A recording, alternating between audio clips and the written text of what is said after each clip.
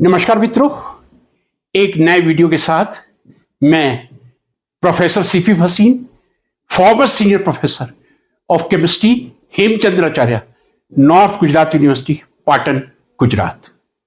Friends, आज के video का टाइटल है एक श्रेष्ठतम वक्ता कैसे बने। जी हां, आप सर्वश्रेष्ठ वक्ता कैसे बने। वक्ता एक साधारण भी हो सकता है और वक्ता श्रेष्ठ भी हो सकता है, लेकिन श्रेष्ठतम, दी बेस्ट स्पीकर आप कैसे बने। आज मैं उसके बारे में कुछ जानकारी या कुछ मंत्र देने जा रहा हूं जो मैं समझता हूं स्कूल के बच्चों के लिए, या मैं ये कह दूं बच्चों के लिए, किशोरावस्था वालों के लिए और युवा पीढ़ी सबके लिए ही बहुत इंपॉर्टेंट है। जी हां, एक अच्छे वक्ता और अच्छे वक्ता से सर्वश्रेष्ठ वक्ता कैसे बने। पहले तो अच्छे वक्ता बने और फिर सर्वश्रेष्ठ की तरफ अग्रसर हो। सबसे बड़ा गुण जो एक वक्ता में होना चाहिए, आत्मविश्वास। यदि आप में आत्मविश्वास है, आप एक अच्छे वक्ता बन सकते हैं। आत्मविश्वास वक्ता बनने की सबसे पहली श्रेणी है। यदि आप में ऑडियंस को फेस करने का या श्रोताओं को फेस करने का कॉन्फिडेंस, आत्मविश्वास नहीं होगा, आप कभी श्रेष्ठ वक्ता नहीं बन पाएंगे।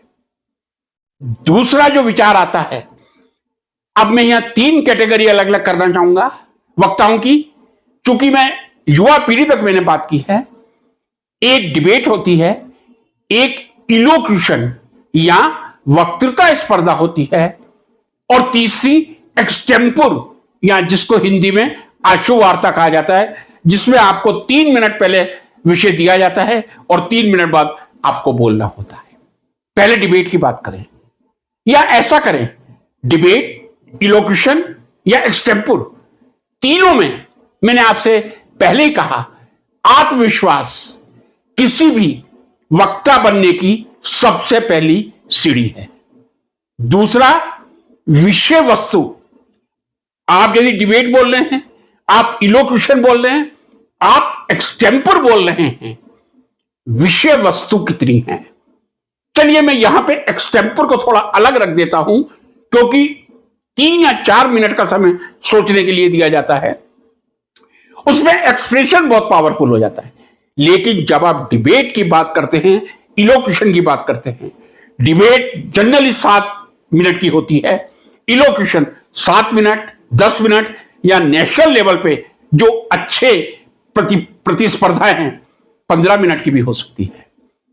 कॉन्फिडेंस है आपकी विषय वस्तु कितनी है और आप उस विषय वस्तु को उतने समय में कैसे प्रस्तुत कर सकते हैं।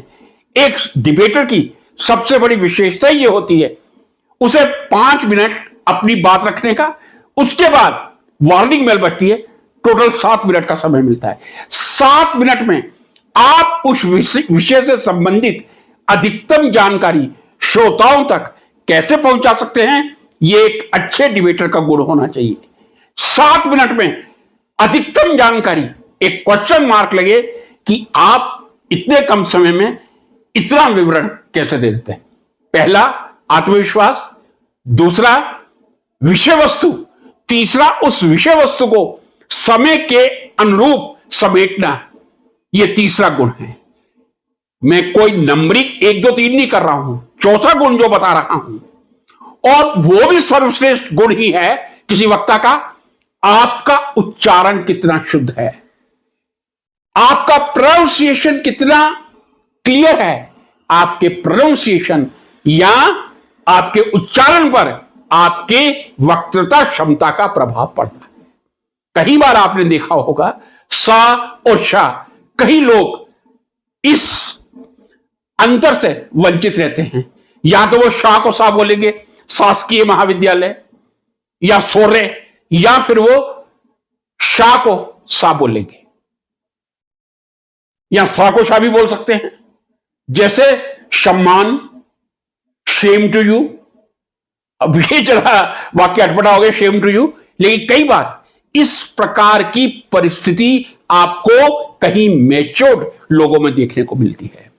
यदि आप एक अच्छे वक्ता बनना चाहते हैं, आपका उच्चारण इतना स्पष्ट होना चाहिए कि आप एक आदर्श बने।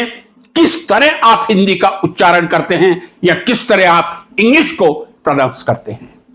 तो वक्ता के जो प्रमुख गुण सामने उभर के आए हैं, पहला आत्मविश्वास, दूसरा विषय वस्तु। यह नहीं कि आप 7 मिनट में, सपोज आपको विषय दिया गया गांधी जी के सपनों का भारत, अब उसमें आप गांधी जी की जीवन गाथा गाते रहें और सपनों का भारत गांधी जी की क्या था उससे आप वंचित रह जाएं। 7 मिनट का समय, 6 मिनट आपको गांधी जी के सपनों पर बोलना होगा, 1 मिनट आप दूसरी जानकारी दे सकते हैं। 15 मिनट का यदि कोई इलोक्यूशन है, आप 12 मिनट विषय वस्तु से ही संबंध रखेंगे।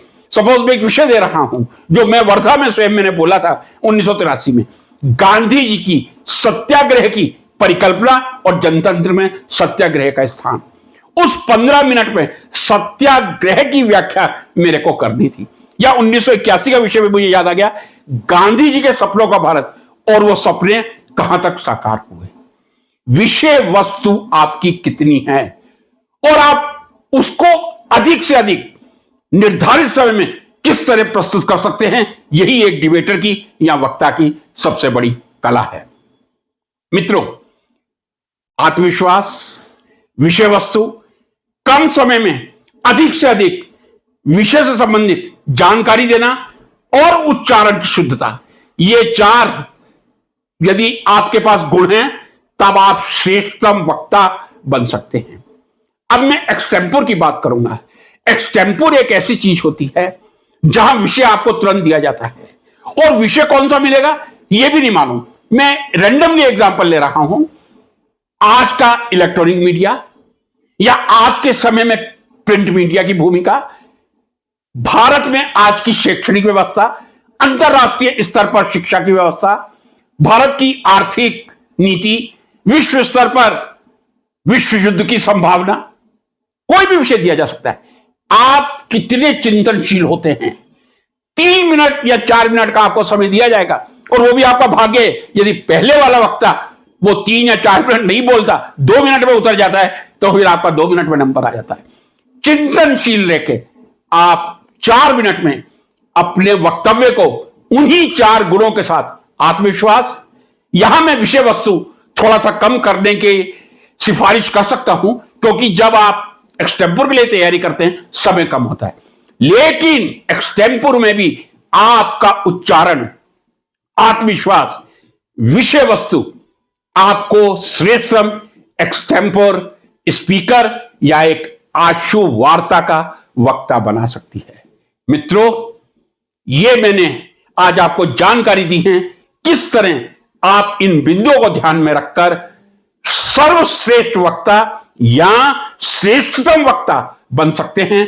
नमस्कार।